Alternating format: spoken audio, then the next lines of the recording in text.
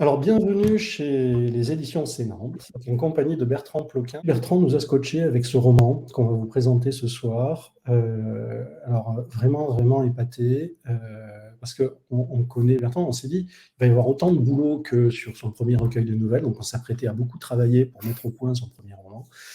Et puis, il a eu bon du premier coup, c'est-à-dire que, pour faire simple, notre comité de lecture n'avait jamais mis de note supérieure à 3,5 sur 5, sur une échelle de 5, sachant qu'il faut avoir 3 minimum pour publier chez nous.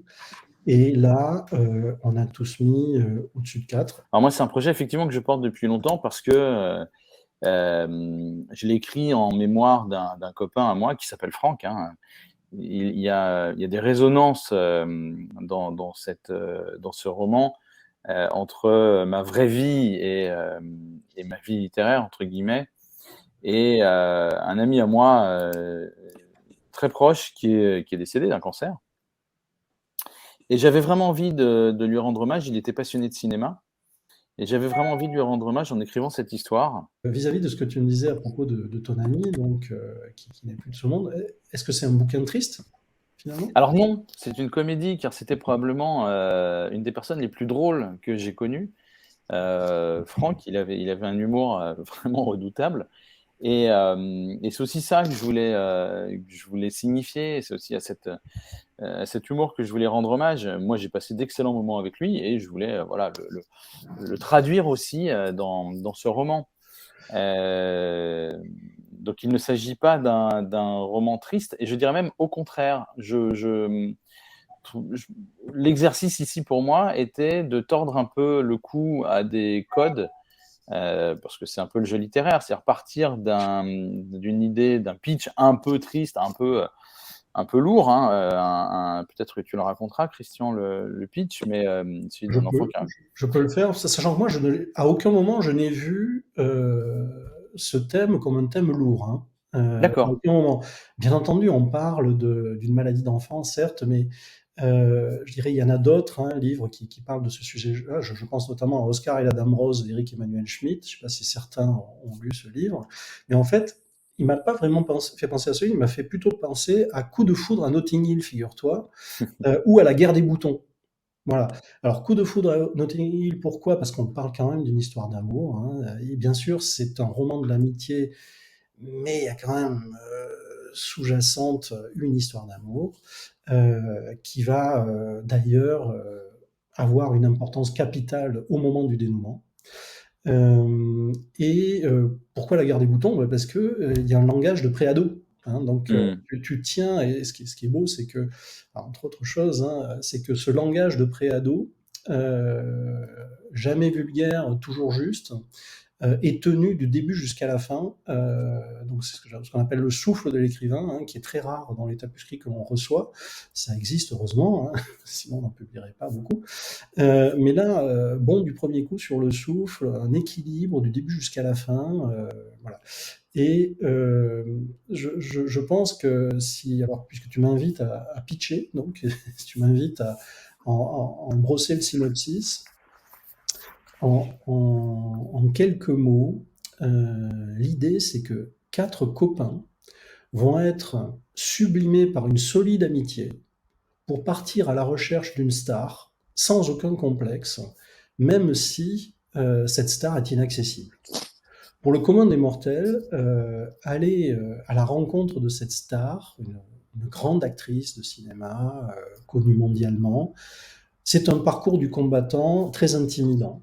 Pour eux qui ont 12 ans, ma foi, ils ne se représentent pas du tout le niveau de difficulté de ce genre d'aventure, de ce genre de quête. Et ils se lancent la fleur au fusil, comme si c'était facile. Alors pourquoi font-ils ça? Parce qu'ils ont à cœur de faire oublier à leur copain malade qu'il est malade. Et ils cherchent toutes les solutions, toutes les actions, ils cherchent par leur engagement à faire oublier sa maladie à leur copain. C'est le cœur du bouquin. Et c'est ce qui en fait le ressort magnifique de ce livre. C'est comme ça que ça fonctionne. est-ce que je ne te trahis pas en Non, faisant ce synopsis? non, non, tu ne le trahis pas du tout. Enfin, c'est même intéressant de voir comment des lecteurs le présentent, et toi en premier lieu en tant qu'éditeur. Mais oui, c'est ça, ouais. C'est bien l'idée, c'est bien l'idée de l'histoire. Ce qui m'intéressait, c'était au-delà de l'histoire, de parler d'un thème qui m'est cher. Et évidemment, je l'ai dit en évoquant la mémoire de Franck, hein, c'est l'amitié. Et puis l'amitié sous l'angle de la fraternité, parce que à 12 ans, on a des copains, et quand on enfin, c'est une époque où on découvre un peu l'intensité de l'amitié, où on est face aux premiers grands enjeux. Qu'est-ce que c'est que l'amour? Qu'est-ce que c'est que la déception? Qu'est-ce que c'est que commencer à avoir un peu d'autonomie, essayer de s'affranchir de ses parents? Enfin, on est confronté à énormément de grands thèmes. Et je pense que nos amitiés sont structurantes à cette époque, vraiment structurantes. Et c'est même des amitiés un peu à la vie, à la mort. C'est le moment où on va commencer à se piquer le bout du doigt pour échanger notre sang entre copains, en se promettant qu'on sera toujours ensemble. C'est le moment où on a nos premières expériences, peut-être aussi nos premières subversions. Le moment où on va faire des trucs dans le dos de nos parents, peut-être les moments des premières cigarettes ou des premiers alcools, le moment des premières rencontres aussi avec des filles. Hein. C'est toutes ces expériences-là qu'on vit, et on les vit parce qu'on a le soutien de nos amis, et on les vit aussi parce qu'on les partage avec eux. C'est des audaces qu'on ne pourrait pas avoir seuls. Et comme tu le dis, ils y vont la fleur au fusil, mais en fait, parce qu'ils savent pas parce que seuls ils le feraient pas en fait, mais poussés par l'amitié, peut-être plus d'ailleurs pour prouver à leurs amis qu'ils sont dignes de leur amitié, ils vont faire des trucs qui leur paraissent dingues et que nous, adultes, on ferait pas du tout, soit parce qu'on trouverait ça ridicule, soit parce qu'on aurait d'autres solutions beaucoup plus faciles, soit peut-être parce qu'on n'oserait pas d'ailleurs, hein, peut-être qu'on aurait honte de ce que eux osent faire. Alors, justement, je pense que c'est très intéressant cet angle-là parce que on peut le lire avec des yeux d'adulte, on peut le lire avec des yeux d'ado, on peut le lire avec des yeux d'homme, on peut le lire avec des yeux de femme. Chaque angle permet de découvrir une nouvelle facette du livre. Quelque chose du diamant, ce bouquin, du diamant à facettes. Moi, ce que je trouve très intéressant, notamment si je le lis avec mes yeux d'homme mûr, hein. Si quelqu'un dit plus que mûr, je l'attends à la sortie. C'est un peu le langage des préados de ce bouquin. Moi, je trouve que ce qui est particulièrement intéressant quand on le lit avec des yeux d'homme, c'est que on reçoit une leçon de courage. Ce sont des ados qui donnent une leçon de courage à des adultes. C'est cette transformation, cet âge charnière entre l'adolescence et l'âge adulte. Et le titre de travail du roman, pour moi, l'exprimait, enfin le synthétisait plutôt, c'était des hommes, des vrais. C'est-à-dire que est-ce qu'on n'est pas plus un homme dans le sens adulte, hein, courageux, avec les valeurs qu'on imagine être celles des hommes dignes de ce nom, quand on est ado et qu'on prend ces risques-là. Alors qu'adulte, finalement, on a oublié peut-être on a oublié un certain courage, on a oublié une certaine audace, on a oublié un certain sens de l'amitié peut-être. Et je suis très touché par le fait que, effectivement, adulte, tu aies pu prendre des leçons de ce que ces jeunes hommes ont réussi, ont accompli en fait. Oui. Moi, j'ai 3 garçons, ils sont grands, hein, le petit dernier a 27 ans. On apprend de ses enfants. Et en fait, à travers cette histoire, on apprend de ses ados. J'ai un peu retrouvé ce même mécanisme. Hein, voilà, mais il se lance là-dedans, mais il est dingue. En fait, non, il n'est pas dingue, il est juste jeune et il apprend. Voilà. Et en apprenant, il nous apprend. Alors, Amalia, tu peux nous dire, en gros, qui c'est? Parce qu'on a parlé des 4 gars, mais on n'a pas parlé d'Amalia. À la base, ce roman parlait à l'origine d'un personnage connu. Si je reprends le pitch, le personnage de Franck, qui est malade, qui est donc alité, qui passe son temps entre sa chambre et chez lui et sa chambre d'hôpital, pour tuer le temps, il regarde beaucoup de films. Il devient très cinéphile. Il devient même un expert de du cinéma, hein, vraiment un très très grand cinéphile. Et il a une idole. Et cette idole, c'est Monica Bellucci. On est au début des années 2000. Monica Bellucci est en pleine explosion de sa carrière. Elle est absolument magnifique, ce qu'elle est toujours aujourd'hui d'ailleurs. Et voilà. Et donc, il est vraiment fan, voire amoureux de Monica Bellucci. Et c'est Monica Bellucci que ses 3 copains décident d'aller chercher pour accomplir son rêve. Voilà, c'est elle. Si un producteur se penche sur ce texte, il y a vraiment un potentiel énorme, j'entends, au cinéma. Alors, ceux qui connaissent Bertrand le savent, ceux qui ne le connaissent pas le découvrent. Bertrand, comme tous nos auteurs de la collection Entre deux rendez-vous, a quelque chose de spécial. On aime bien signer avec des auteurs qui ont quelque chose de spécial. Ah, tu te demandes ce que je vais dire. Ouais. Alors, Bertrand est une encyclopédie vivante du cinéma. Voilà. Et donc, je ne suis pas étonné de voir que son chef-d'œuvre potentiel est sur le thème du cinéma. Alors, le cinéma, ça t'est venu comment? Assez tard, en fait. Ça m'est venu par mes amis, pour tout avouer. J'ai un très bon copain d'enfance que j'ai rencontré le jour de mon entrée en CP, Éric Sonabre, qui est auteur d'ailleurs aussi, jeunesse, qui lui est vraiment, vraiment un expert, qui lui est vraiment une encyclopédie du cinéma. Moi, je ne suis qu'un digest par rapport à lui, et de loin. Et en fait, quand je l'entendais parler du cinéma, je comprenais pas de quoi il parlait. Je comprenais pas de quoi il parlait quand il parlait des réalisateurs. Je comprenais pas de quoi il parlait quand il parlait de mise en scène. Et ça lui est venu très tôt. Je me souviens que une des premières fois où je suis allé au cinéma entre copains, c'était pour aller voir Le Retour du Jedi. Pour moi, c'était magique. Ou Moonraker, par exemple. Et Eric, il parlait déjà de mise en scène, il parlait de jeu des comédiens. Enfin, moi, ça me fascinait. Je comprenais pas de quoi il parlait. Et donc, j'ai découvert avec lui. Et donc il y a une vraie transmission là d'amitié. C'est à partir, je pense, à partir de la seconde, à partir de quelques grandes révélations de cinéma. Je pense à Manhattan de Woody Allen, par exemple. Je pense à, on parlait de Rob Reiner. Je pense à Quand Harry rencontre Sally. Alors Quand Harry rencontre Sally, Rob Reiner l'a coécrit, mais il a réalisé. Et pour moi, je le connais par cœur. Je pense à des films comme Les Aventuriers de l'Arche perdue. Je pense que c'est à ce moment-là. Ces films sont très structurants pour moi. Ou par exemple, encore plus structurant, Le Cercle des Poètes Disparus. Quand j'ai vu ces films, là, j'ai commencé à essayer de m'intéresser à ce qu'il y avait derrière. Comment c'était écrit, comment c'était fait, quels étaient les autres films qu'avaient réalisés les metteurs en scène. Et c'est là que c'est venu. Et voilà, là, on est pris, j'ai mis le doigt dans l'engrenage. Et puis, c'est toute mon âme qui est partie. Et comme j'aime bien écrire, j'ai commencé à écrire aussi pour le cinéma.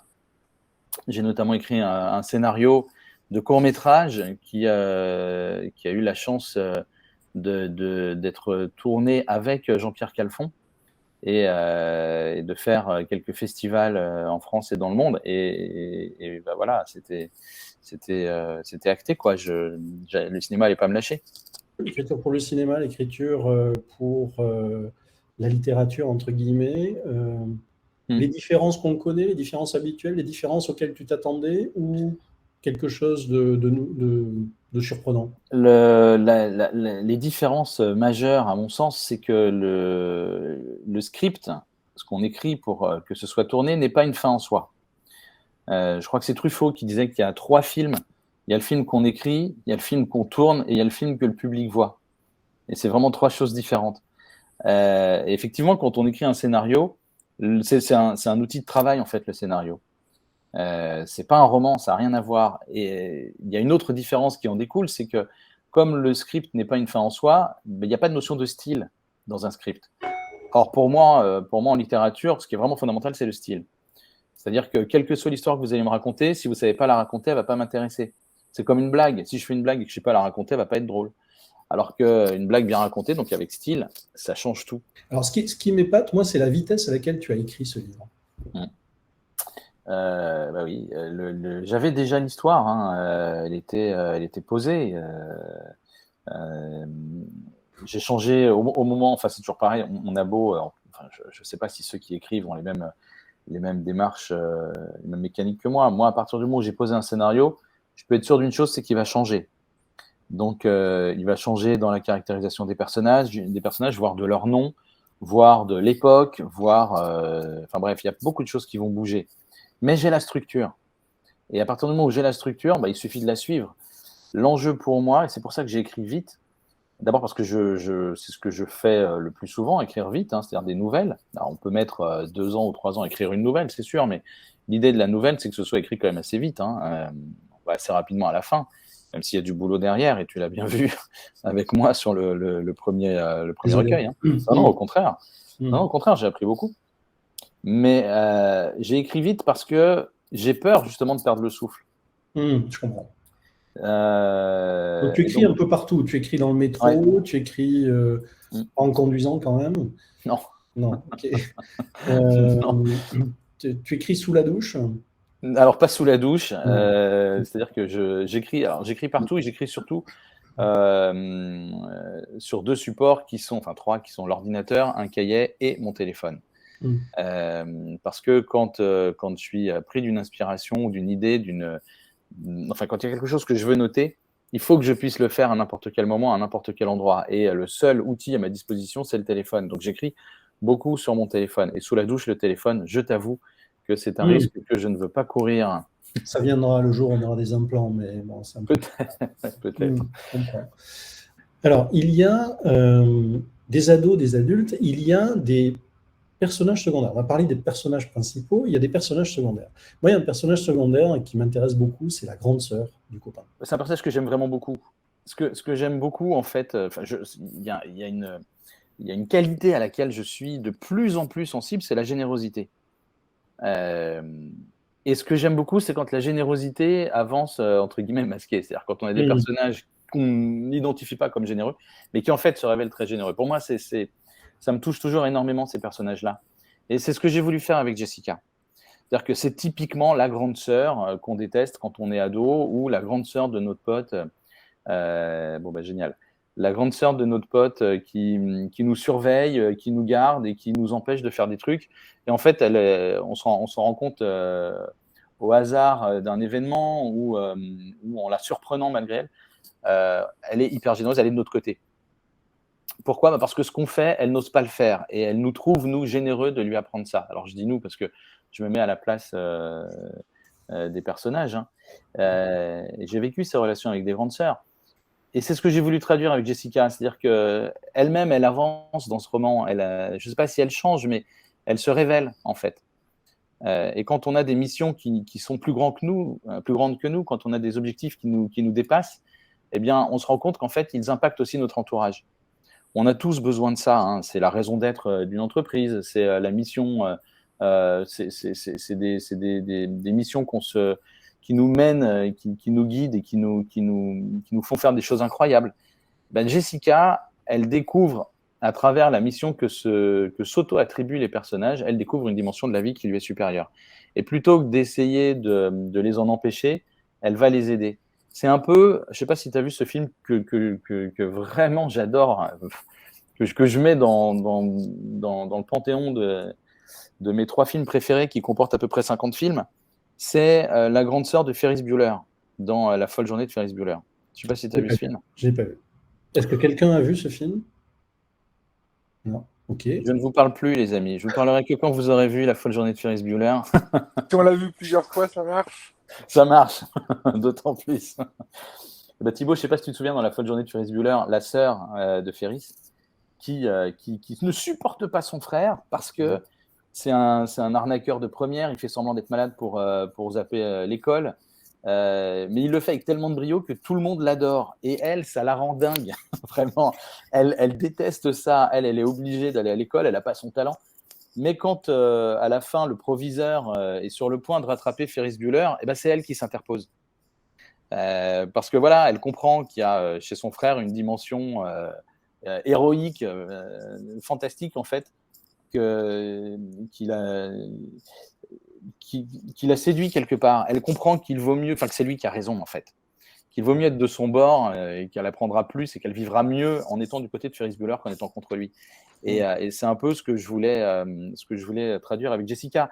Et ce qui m'intéressait beaucoup dans le personnage de Jessica, c'est que même si elle comprend qu'il vaut mieux être du côté des copains de son petit frère, c'est aussi grâce à elle qu'ils réussissent leur mission ou pas. Ça va dépendre d'elle. Et ça lui donne un rôle, c'est pas juste une suiveuse en fait. Elle prend part à la mission. C'est une amitié contagieuse en fait. C'est-à-dire que ces quatre amis, on va dire évidents, qui ont le même âge, sont 4 garçons, qui ont une quête commune et qui font partie d'un club, hein, clairement, avec un quartier général d'ailleurs. Hein. Voilà. Pendant une bonne partie du livre, leur quête est plutôt cachée, c'est-à-dire qu'ils font ça ensemble, mais on va dire que leur entourage n'est pas au courant. Ils le font plutôt en se cachant de leur entourage. Et puis, il y a un moment dans le livre où ça transpire, ça ne peut plus rester caché.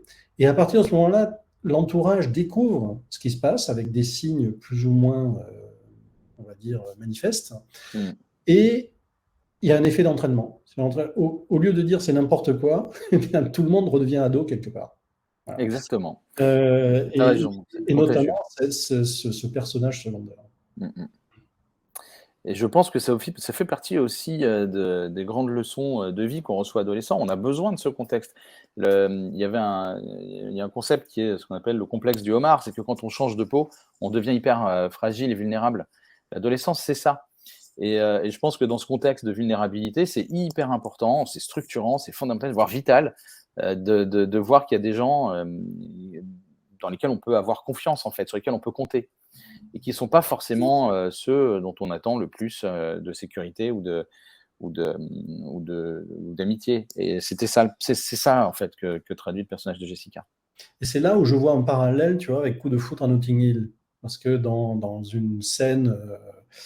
à peu près au milieu du film, ou même un peu plus à la fin, on voit une mobilisation générale des amis au sens large autour d'un projet fou.